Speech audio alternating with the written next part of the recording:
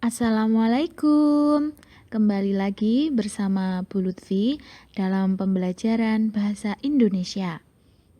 Untuk kegiatan hari ini, kita akan belajar bab baru, yaitu bab cerita fantasi.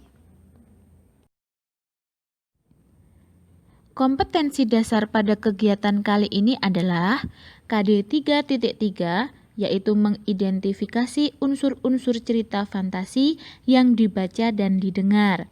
Kemudian KD 4.3 yaitu menceritakan kembali isi cerita fantasi yang dibaca dan didengar. Nah, langsung saja kita menuju materinya. Apa sih cerita fantasi itu? Cerita fantasi adalah teks yang menceritakan rangkaian peristiwa berdasarkan urutan waktu atau kronologis yang di dalamnya mengandung unsur fantasi. Maksud unsur fantasi di sini adalah hal-hal atau peristiwa yang tidak mungkin ada atau tidak mungkin terjadi di dunia nyata. Selanjutnya kita akan belajar tentang ciri umum cerita fantasi. Ciri umum cerita fantasi ada 6 macam. Yang pertama, ada keunikan berupa keajaiban. Maksudnya, cerita fantasi mengandung hal-hal ajaib atau khayal yang tentunya tidak dapat terjadi di dunia nyata. Yang kedua, ide cerita unik. Ide cerita di dalam cerita fantasi dikatakan unik karena dapat sepenuhnya berupa khayalan dan juga bisa gabungan antara dunia nyata dan dunia khayalan. Yang ketiga, menggunakan berbagai latar. Latar yang biasa digunakan dalam cerita fantasi adalah latar lintas ruang dan waktu. Yang keempat, tokohnya unik.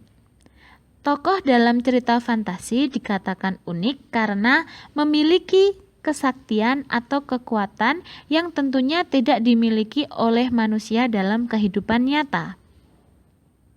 Yang kelima, bersifat fiksi. Dari namanya cerita fantasi, pasti sifatnya adalah fiksi karena isinya hanya khayalan atau bukan kejadian yang nyata. Yang keenam, yaitu bahasanya bervariasi. Bahasa yang digunakan dalam cerita fantasi adalah menggunakan ragam bahasa percakapan atau dialog.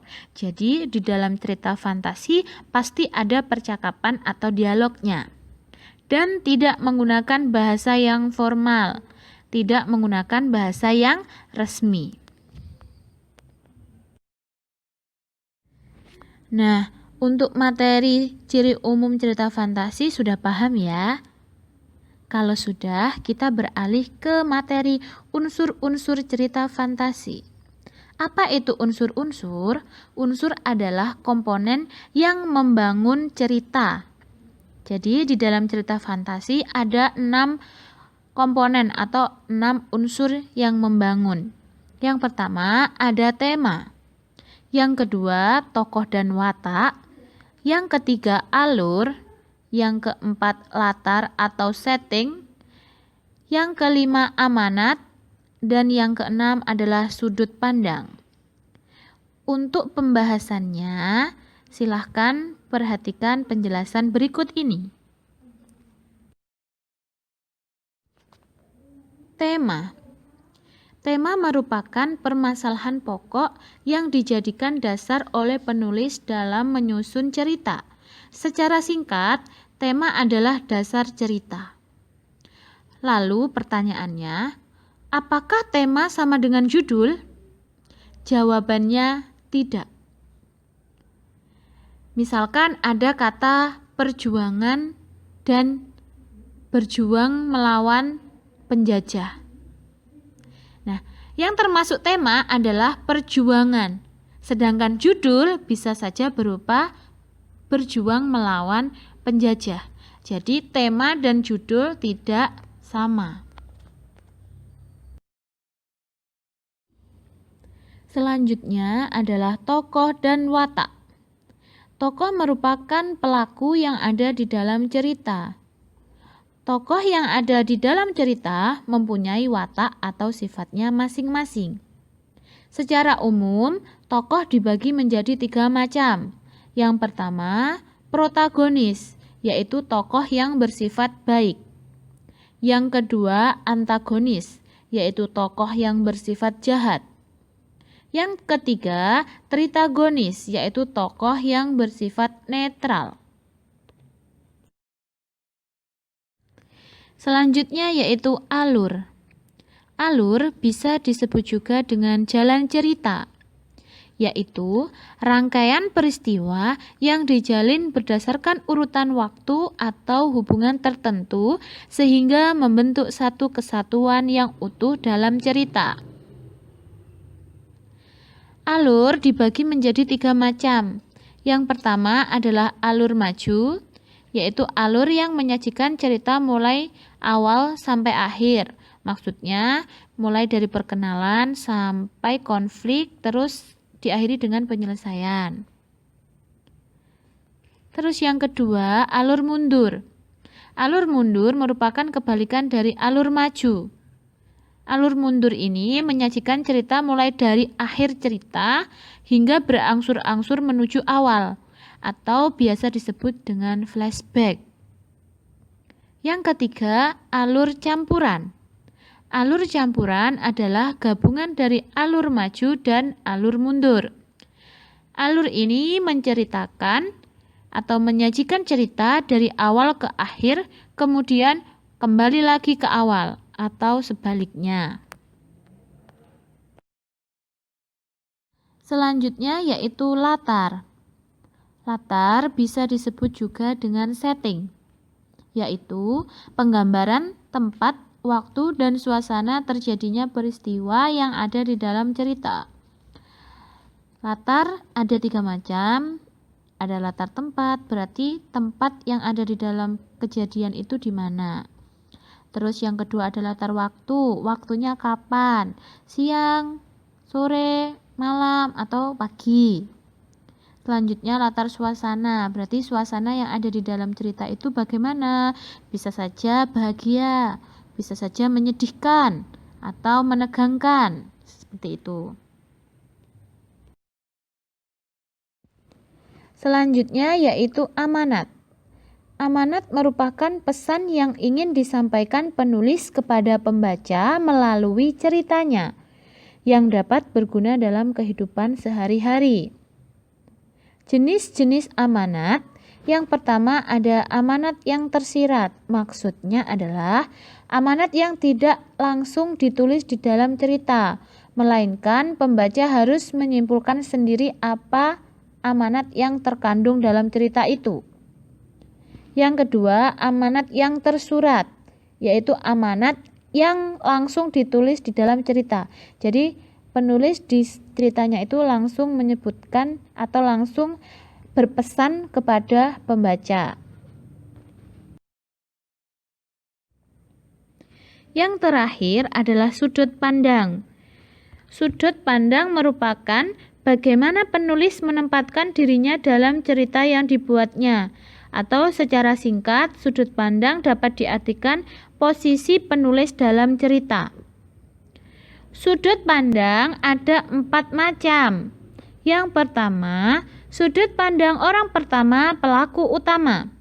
Maksudnya, penulis menempatkan dirinya sebagai tokoh utama dalam cerita itu. Ditandai dengan penggunaan kata aku. Dan segala hal yang berkaitan dengan tokoh aku selalu dijelaskan di dalam cerita. Yang kedua, orang pertama pelaku sampingan. Maksudnya pelaku sampingan adalah di dalam cerita ini penulis menempatkan dirinya tidak sebagai tokoh utama. Akan tetapi tetap ditandai dengan penggunaan kata aku. Dan segala hal yang berkaitan dengan tokoh aku tidak selalu digambarkan dalam cerita. Misalkan, ada satu cerita ini menceritakan tentang kisah kancil. Nah, Penulis di sini menempatkan dirinya sebagai teman kancil. Jadi penulis tidak sebagai tokoh utamanya. Seperti itu. Terus yang ketiga adalah sudut pandang orang ketiga serba tahu. Kalau dari namanya serba tahu, berarti di sini penulis menempatkan dirinya di dalam cerita itu seolah-olah tahu apapun. Ia seakan tahu semua tentang watak, pikiran, perasaan, kejadian, bahkan latar belakang yang ada di dalam cerita itu. Nah, untuk sudut pandang orang ketiga ditandai dengan kata ia, dia, mereka. Selanjutnya yang keempat adalah sudut pandang orang ketiga sebagai pengamat. Maksudnya di sini penulis menempatkan dirinya di dalam cerita itu tahu hal atau tahu apa saja yang terjadi, tapi tidak sepenuhnya atau tidak semuanya tahu. Nah, ini yang membedakan antara sudut pandang orang ketiga serba tahu dan sudut pandang orang ketiga sebagai pengamat. Misalkan, ada kata-kata seperti ini. Wajahnya tampak murung, jelas. Hal itu karena pertikaiannya dengan sang adik. Nah, ini berarti sudut pandang orang ketiga serba tahu. Jadi penulis tahu kenapa kok tokoh ini murung, karena pertikaiannya atau perkelahiannya dengan sang adik. Terus kalau misalkan ada kata seperti ini, wajahnya tampak murung.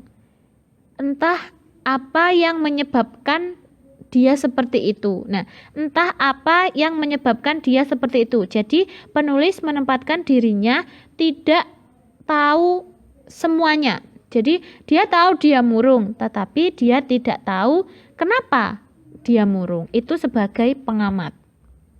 Dan untuk yang sudut pandang orang ketiga itu ditandai dengan adanya kata ia, dia, mereka, atau di situ juga ada nama orang. Nah, itu tadi materi tentang unsur-unsur cerita fantasi. Selanjutnya, kita akan beralih mempelajari materi menceritakan kembali cerita fantasi. Untuk menceritakan kembali cerita fantasi, ada beberapa langkah yang harus dilakukan.